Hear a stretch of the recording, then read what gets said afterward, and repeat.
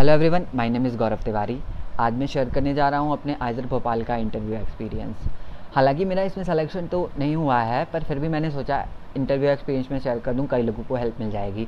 मैं इसमें अपनी कुछ कमियां भी बता दूंगा जो मुझे लग रहा था कि इंटरव्यू के वक्त मैंने गलत तरीके से बताई थी, जिसकी वजह से मेरा सिलेक्शन नहीं हुआ।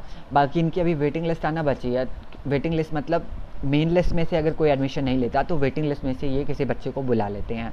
बाकी आइज़र मोहाली और आइज़र बरहामपुर का अभी एडमिशन बचा पड़ा है इंटीग्रेटेड पीएचडी का, तो उनके इंटरव्यू की तैयारी मैं कर रहा हूँ। आपको बता दूँ कि इंडिया में 7 आइज़र्स हैं: IISER Pune, IISER Kolkata, IISER Mohali, IISER Bhopal, IISER Trivandrum, IISER Berhampur और आइज़र तिरुपति है शायद। ये 7 आइज़र्स होते हैं। ये एक रिसर्च इंस्टीट्यूट्स हैं, जैसे आईआईएससी होता है। इनमें एडमिशन जेस्ट के रैंक के और जैम के रैंक के हिसाब से होता है। जेस्ट का एग्जामिनेशन तो अभी हुआ नहीं है, तो इस बार इन्होंने जैम के रैंक के बेसिस पे पहले अपनी कट ऑफ जारी की थी कि इतने रैंक वाले आ सकते हैं, और फिर उन्होंने इंटरव्यू कंडक्ट कराया था। कई आइज़र्स में तो पहले टेस्ट होते हैं, फिर 2 राउंड के इंटरव्यू होते हैं। आइज़र भोपाल में सिर्फ 1 राउंड का इंटरव्यू हुआ था। आइज़र आइज़र कोलकाता का था, तो उसमें पहले टेस्ट हुआ फिर इंटरव्यू हुआ था। और आइज़र त्रिवेंद्रम का अभी कुछ दिन पहले था, उसमें 2 इंटरव्यू हुए थे। आइज़र भोपाल का मेरा इंटरव्यू था। इंटीग्रेटेड पीएचडी, अभी मैंने बीएससी की है, तो इंटीग्रेटेड पीएचडी के लिए मैंने इंटरव्यू दिया था। वैसे आइज़र्स में बीएसएमएस प्रोग्राम और पीएचडी प्रोग्राम भी होते हैं। अभी मुझे आइज़र मोहाली और आइज़र बरहामपुर की तैयारी करने की मैं सोच रहा हूँ, तो उसमें भी सोचने का है तैयारी कि सिर्फ इंटरव्यू ही होना है उसमें, बाकी उसके बाद सिलेक्शन होना है। जब अगर आपका सिलेक्शन हो जाता है तो आइज़र्स में आपको एमएससी के दौरान आपको लगभग 10 या 12 हज़ार हर आइज़र्स में स्टाइपेंड मिलती है, और फिर पीएचडी में वो स्टाइपेंड आपकी बढ़ जाती है। बाकी क्वेश्चंस जो उन्होंने मुझसे पूछे थे, उन्होंने मुझे स्लाइड दिखाई थी, क्वेश्चंस पूछे थे। लगभग 15 मिनट लगभग चला था ये मेरा इंटरव्यू, और वो क्वेश्चंस मैं आपको आगे बताने वाला हूँ। अगर उनके सॉल्यूशंस चाहिए होंगे आपको तो वो भी मैं आपको आगे बता दूँगा। बाकी मेरे हिसाब से इंटरव्यू तो ठीक ही गया था।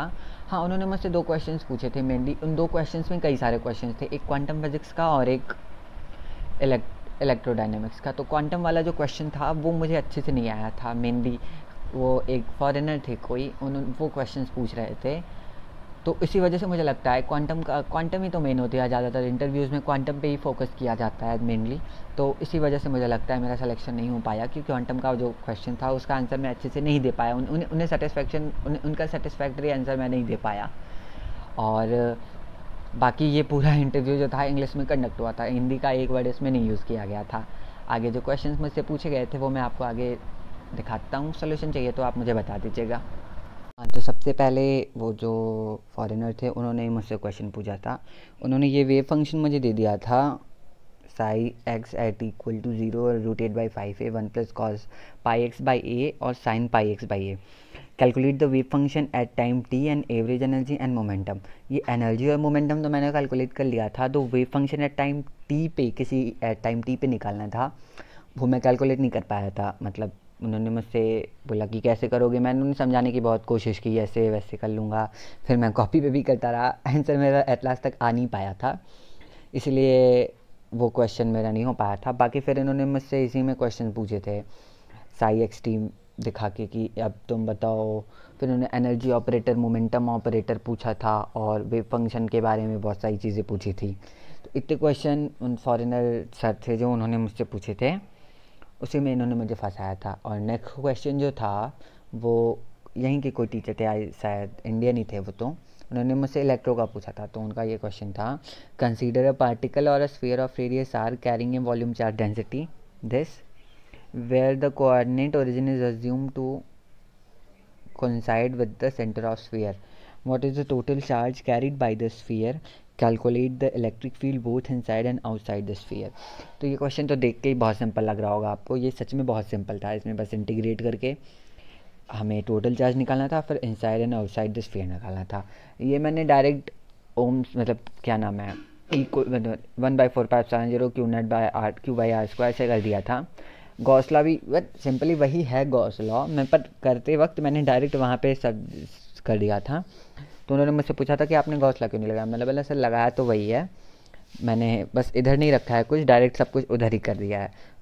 उन्होंने कॉपी चेक करी थी ना कि कैसे कैसे क्या किया है, तो ये सारे क्वेश्चन किए थे। फिर इसी में वो जो दूसरे वाले सर थे क्वांटम वाले, उन्होंने पूछा था कि अगर आपको if you have given some potato and then you have to calculate the electric field, then what will you do, can you use Gauss law? तो मैंने कहा no sir, we can't use Gauss law there because potato is not a symmetric shape and for Gauss law symmetry is very important. First of all we will make क्या नाम है, हमें पहले symmetry देखनी पड़ती है ना। गॉस लॉ की 3 सिमेट्रीज होती हैं मेनली, स्फेरिकल, सिलेंड्रिकल और प्लेनर सिमेट्री। तो उन्होंने यही पूछा था कि हाँ सिमेट्री क्यों ज़रूरी होती है, तो फिर मैंने बोला ऐसा सिमेट्री से ज़रूरी होती है, अगर सिमेट्रिक नहीं है तो इलेक्ट्रिक फील्ड मतलब जब हम कैलकुलेट करते हैं ई डॉट डी है तो वहाँ से ई बाहर नहीं आ सकता, क्योंकि जब वो फील्ड मतलब कि जब वो सरफेस ऐसे सिमेट्रिक नहीं है, ये जैसे मैं कह रहा हूँ ये एक सॉरी तो ये एक सर्कल है, ये सिमेट्रिक है।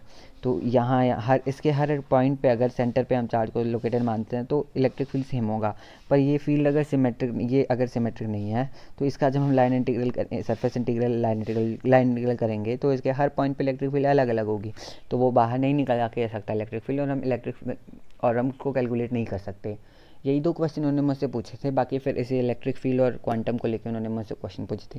ये क्वांटम का जो वेव फंक्शन वाला क्वेश्चन था एट टाइम टी पे, मुझे लगता था उसमें मुझे स्टार्टिंग में बोल देना चाहिए था कि यस सर मुझे ये क्वेश्चन नहीं आता, फिफ्थ मिनट मैं इसमें फंसा रह गया। और उन्होंने पहली बात तो मुझसे इंटरेस्ट नहीं पूछे मेरे, मैं सोच रहा था कि मुझे पहले ही बता देनी चाहिए थे कि मतलब कि मेरे पसंद के टॉपिक्स कौन कौन से हैं, मुझे उन्हें बता देना चाहिए था। मैंने उन्हें नहीं बताया और उस टॉपिक्स पे क्वेश्चन ही नहीं पूछे गए। इंटरव्यू की स्टार्टिंग में उन्होंने सबसे पहले आइडेंटिफिकेशन की थी। उन्होंने मुझसे पूछा था कि कहाँ से हो, किस यूनिवर्सिटी से हो, नाम और आधार कार्ड देखा था मेरा। बाकी इतना ही चला था इंटरव्यू, और बाकी कुछ अगर आपको जानना है तो आप कमेंट कर सकते हैं। बाकी वीडियो देखने के लिए थैंक यू। अगर आपको वीडियो पसंद आया तो लाइक ज़रूर कीजिएगा। Thank you.